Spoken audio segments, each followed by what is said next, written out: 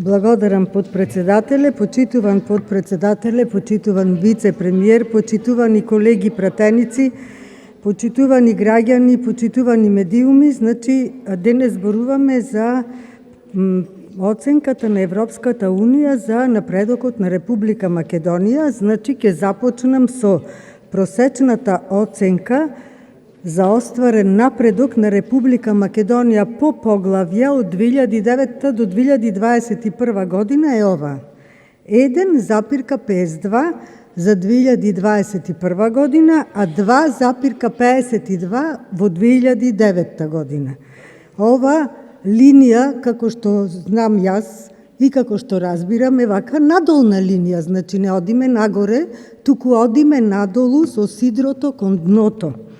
Во поглавието 28 Република Македонија останува умерено подготвена во оваа област на заштита на подросувачите и здравието. Во извештајниот период не беше постигнат напредок. Оценките за животна средина единици последните 3 години, нули за здравството, за здравствена заштита во последните години. И сега се прашувам зошто имаме ваква слаба оценка единица или 1+. Како се грижиме за езерата? Ги исушивте езерата заради лошото менаџирање, го доведовте животинскиот свет до опасност, благодарение на вашата негрижа, ма тоа било европски стандард, по европски стандард. Или имавме пожар, како се грижите за шумите, не сте ги сервисирале канадерите за гаснење на пожари, а сега немате пилоти, па може би од Арачиново ке позајмите, се сеќавате на муабетот на претходниот премиер, ама и тоа било европски. Понатаму уште ставате филтри во рек Битола за да работи по европски стандарди. Или Скопје, повеќе кратно е прогласувано за најзагаден град во светот, ама и овие биле европски вредности. Да не се чудите зошто имаме нули и единици.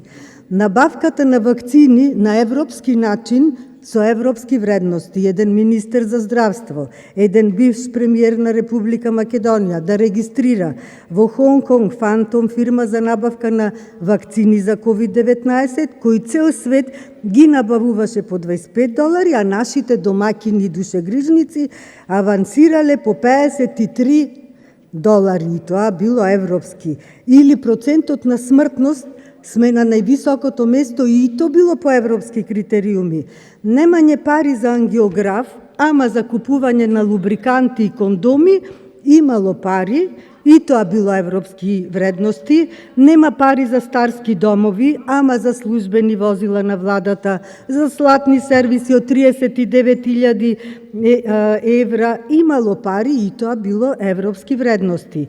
Во 21 век да затвораш оделенија во клиничка болница од типот на физикална, пневмофтизиологија, урологија, ургентен центар, и тоа сигурно не се европски вредности. Ако во Холандија, која е синоним за легално уживање на марихуана, има 3 фабрики, Република Македонија има 77. Тоа ти биле европски вредности.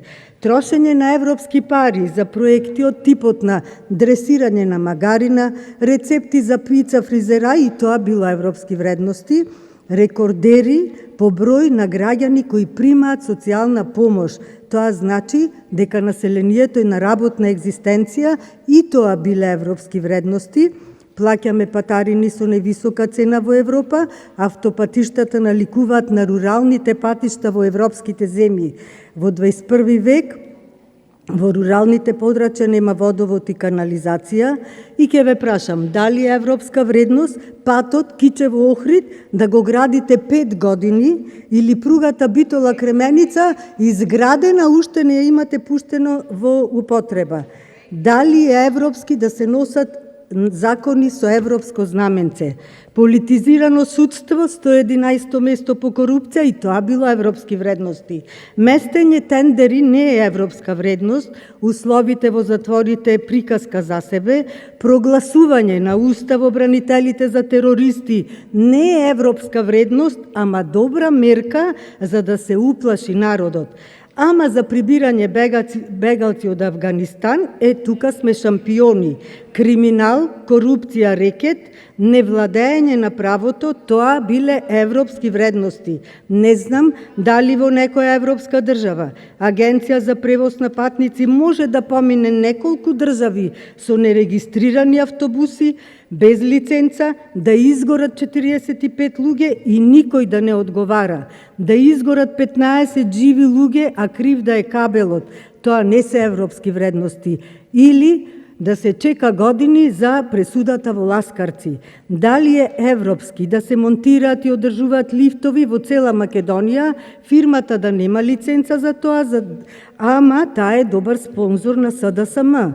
Дали е европски да се рекетираат бизнисмени и парите да се носат во Струмица кај фамилијата, дали е европски да пропадне Евростандард банка, во која кредити земале точно фамилијата од Струмица и ништо не враќале, ако гестикулацијата на бившиот премиерот типот мало сутра се проевропски, тогаш сме на прав пат, блескаме.